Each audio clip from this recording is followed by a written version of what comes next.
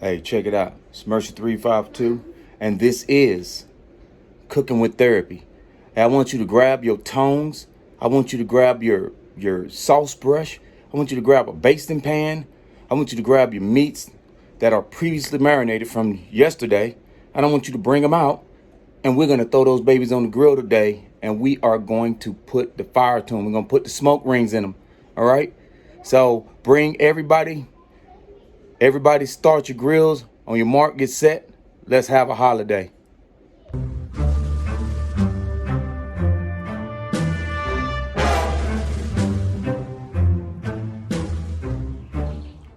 Hey, Mercy 352, welcome back to Cooking with Therapy. Hey, today we are going to do something and set up some things that are purely therapeutic in nature, all right? I don't know about y'all, but when I get an opportunity to cook for my family and we're having holidays and people are coming over to celebrate holidays, that's the most therapeutic thing in the world, because for that one moment in time, you're able to decentralize yourself and segregate yourself from work and all the other stuff, and the only thing you got in your mind is getting your drink on and filling your stomach with some good food. So today, we're going to teach you how to set up that grill outdoors, all right? So what we have here is a standard charcoal grill, all right? It's not a very expensive one that costs about $99 from Walmart. Just something to get your food on, put some charcoal in and show your meat a little love, right? So some things you might need for this episode, right? I don't know about y'all, but I'm in a place where it gets pretty windy. So if your grill is out in the open, right now I'm inside of a enclosure, at least with one wall. But when the wind gets up, it gets kind of hard. So I'm gonna be using some of these to start my charcoal. Now, if you notice these bad babies here, they're natural wood, natural way to kickstart your own fire. And you see over here, it says great for grilling, campfires, and outdoor fireplaces. So make sure you get something that's not gonna give off fumes and taint your food, all right? Next, you need your charcoal chimney. This is a quick and easy way to light your charcoal. You throw one of the tumbleweeds down in the center and the bottom, just one of these little babies, all right? You put it in there and you fill this up with charcoal and you light it. You set it off to the side on your grill or on the side. I have concrete areas in the back and sand areas. I'll just set it out there and I'll let that thing start itself. All right, what that does is allows me to set my charcoal up a specific way and then pitch hit that hot charcoal in here and trigger this charcoal to do exactly what I wanted to do, utilizing one of two methods. Now, I myself am going to be teaching you about the snake method of lining your charcoal and your smoke producing woods, right? Your smoke chips. And my partner, Tony, is going to show y'all how to do the minion technique using lump charcoal. Now, there's a difference in the two charcoals, right? Charcoal briquettes burn, but they don't burn as hot as lump charcoal, all right? So if you're looking for something that you're gonna have to, that you can put in the grill, set into one of these techniques and use it to cook in a slow period of time, you're gonna wanna use briquettes.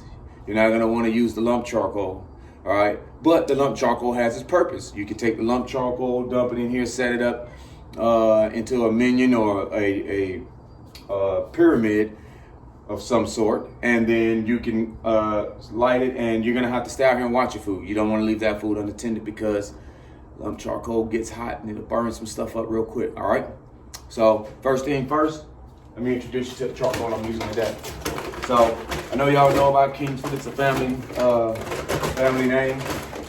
Not trying to get sponsorship from Kingsford, but Kingsford has done something absolutely outstanding. So Kingsford has introduced smoke chips into the briquettes. So you can see this is cherry, and that's cherry wood inside of the briquettes, and I'll show you what one of them looks like.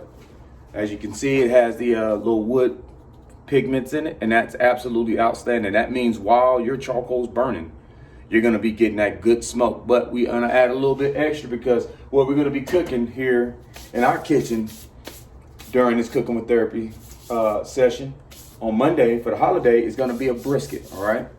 So we're gonna walk you through the steps. We're gonna show you how to separate the two heads that's remaining that are stacked on top of each other.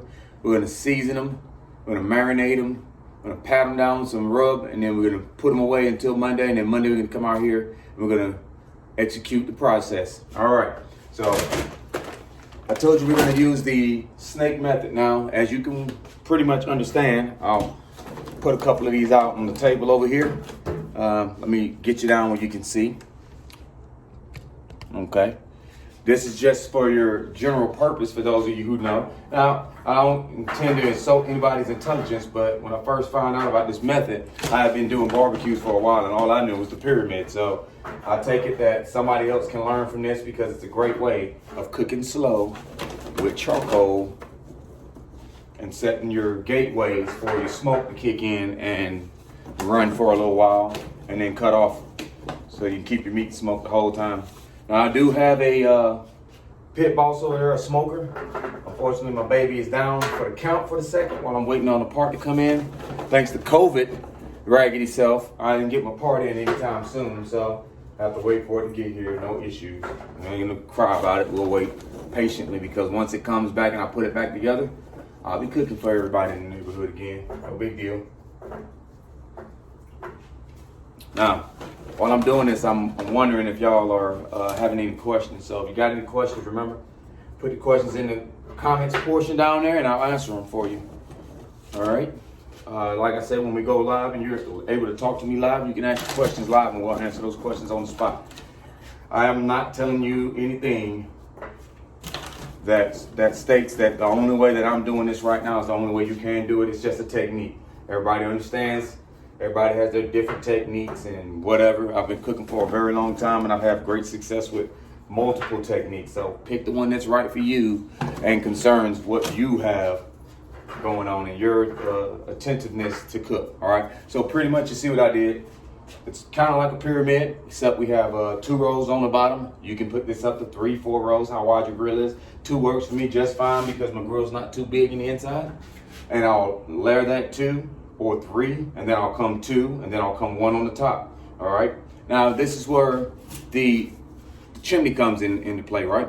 So depending on how many charcoal I want to start this thing off, because I'm gonna take my charcoal and put them right here at the end, the hot ones, and they're gonna gradually light these, which will light the entire snake. The domino effect, if you get the drift of it. Not insulting anyone's intelligence, but we'll start them in the stovepipe, right?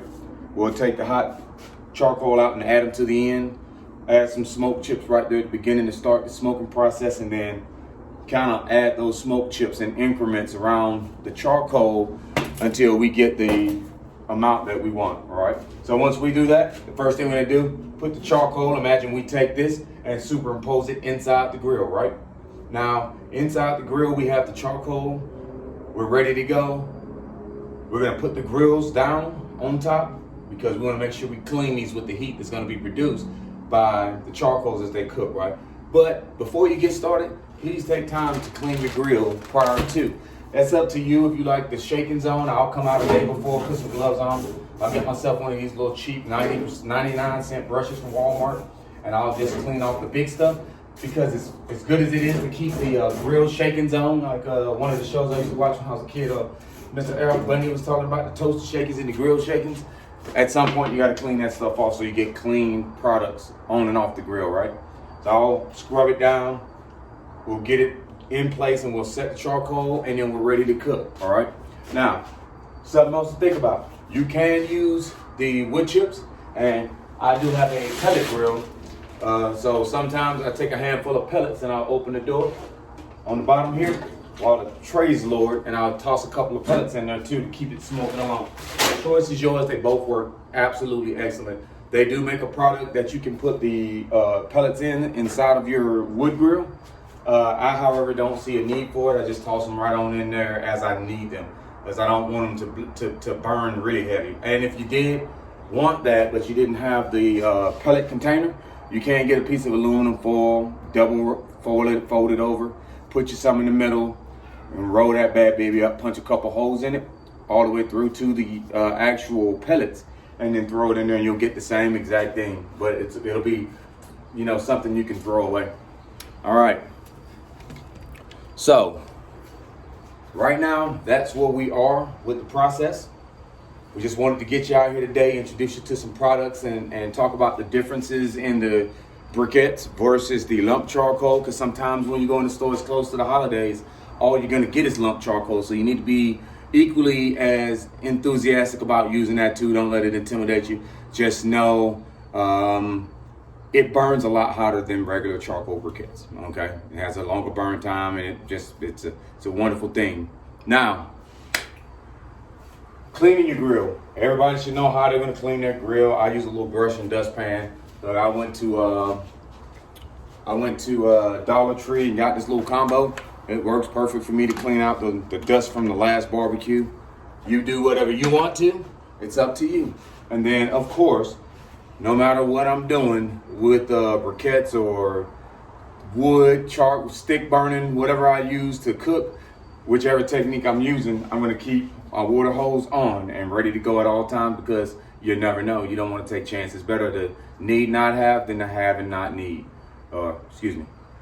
Have and not need than to need and not have. There it is. I'm sorry. I apologize for that. And other than that, the only thing you might need out here to help facilitate this cook, to make it great, is family, some good conversation, which we're going to have on Monday, and some good music. And then you come out here, you let your soul take over. And I'm gonna tell you a couple other things real quick. Once you put your charcoal in, you have vent holes, right? You got gated vents at the top and the bottom of your grill, right? Most grills will have a thermometer on the top. Now, you're gonna cook this thing and let that charcoal heat up and turn white and do its thing for about 45 minutes, 50 minutes. I don't know, however much charcoal you put in, right?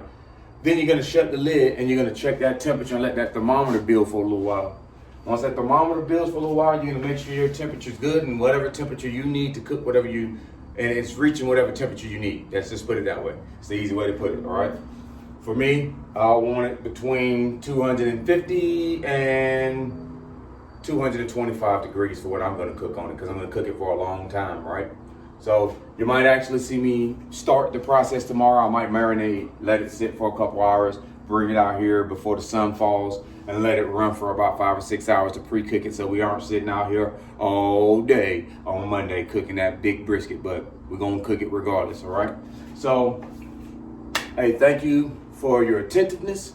Like I said, my brother Tony has a great segue video to this one about using lump charcoal and his techniques he's gonna use. There are other instruments like we talked about in the Cooking with Therapy intro video that you're going to use out here. Your tongs, or me, I like to use the thermal gloves so I can reach up. I don't like to touch my meat too much with forks. I kind of grew out of it because it lets the juices out. So I'll get up there with gloves that can stand some heat up to 400 or 500 degrees, and I'll turn my meat. And those are the only thing I use those gloves for, right?